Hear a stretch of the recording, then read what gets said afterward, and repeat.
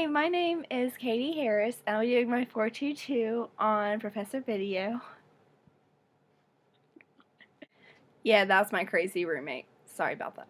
Okay, so the first quote that really stood out to me was probably when it said, with their laptops open to take notes, they'll also monitor breaking news stories, check a fact on Wikipedia, and arrange their travel plans for the Christmas holiday. They're wired differently than we are.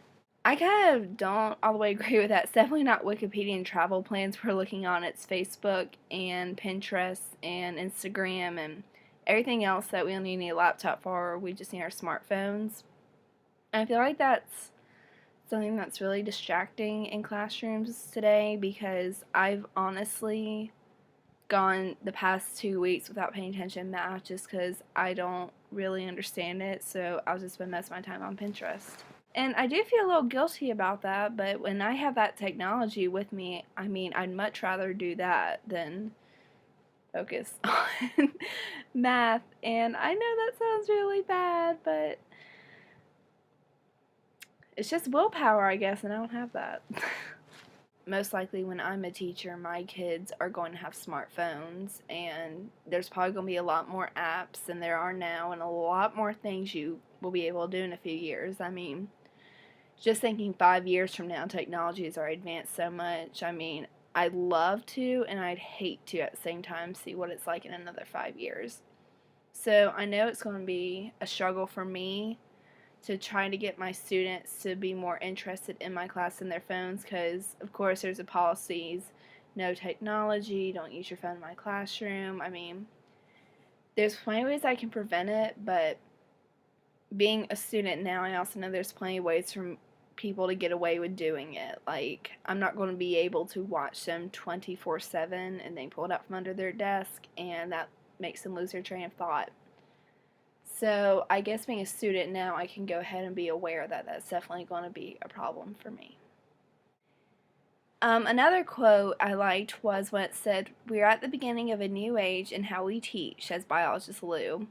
15 years ago, and I talked about this visual pedagogy, few of my colleagues embraced it. That's changed. You'll see a lot of visualization tools used at my scientific meetings when, for example, you discuss. Take two. Okay. 15 years ago when I talked about this visual pedagogy, few of my colleagues embraced it. That's changed. You'll see a lot of visualization tools used in my scientific meetings when, for example, you discuss a model with other biologists. I can't talk. It allows you to communicate swiftly, and it's not just the speed, but the level of sophistication you can get across. I guess I like that quote because it kind of really described how 15 years ago people didn't think technology would be as big of a deal in the classroom as it is now. And even though we're already starting to use technology in the classroom, I bet we have no idea how big of a deal it will really be in 15 years. Like, who knows, we could have hologram. Is it hologram or holograph? Things that are like not real, but like Tupac. No? I don't know. They both sound right. Okay, what about, since I don't know what the word is, what about robotic teachers? Or what if kids just end up staying at I think home it's and learning? Holographic. And we're going to call it holographic because Lindsay thinks it's holographic. I mean, I'm going to be out of a job if that's what happens. So, of course, that's really scary for me. And it would also basically ruin the sense of community. So, I know that's kind of like really going off the point of the quote, but that's really what I think about because technology really does advance a lot faster than we think it's capable of, but there's someone right now in a lab trying to think of a new way to eat a piece of pizza while using the bathroom. I mean, they're trying to come up with most ridiculous things that in 10 years from now we won't know how to function without what they're about to make. It's going to become like that serious, in my opinion. But I try really hard not to get scared of it, because if I get scared, then I'm not going to be able to face it. So I guess we're all just going to accept that will be a part of our classroom, and we'll just have to learn how to adapt to it and use it to our own, what's the word I'm thinking of? To our own advantage.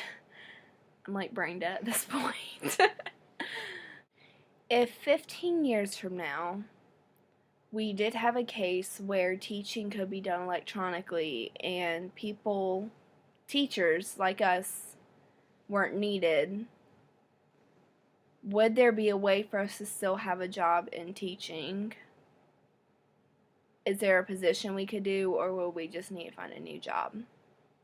And as far as me picking a personal experience to relate to it,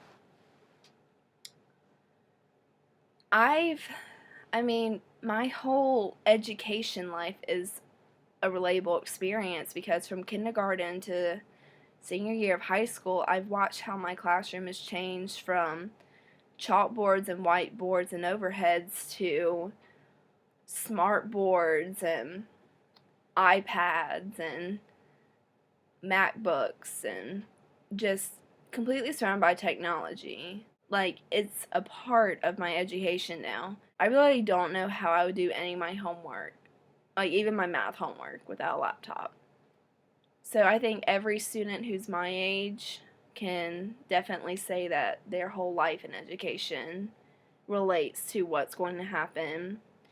And it's going to be as shocking to us as it probably was to like our teachers and parents who had to grow accustomed to it. And it's hard to think that technology can really shock us, because, you know, we're at the top of the game right now. But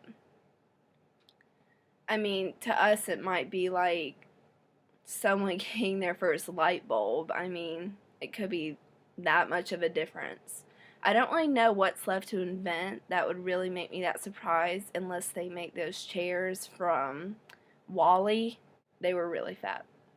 So, that's the end of my response.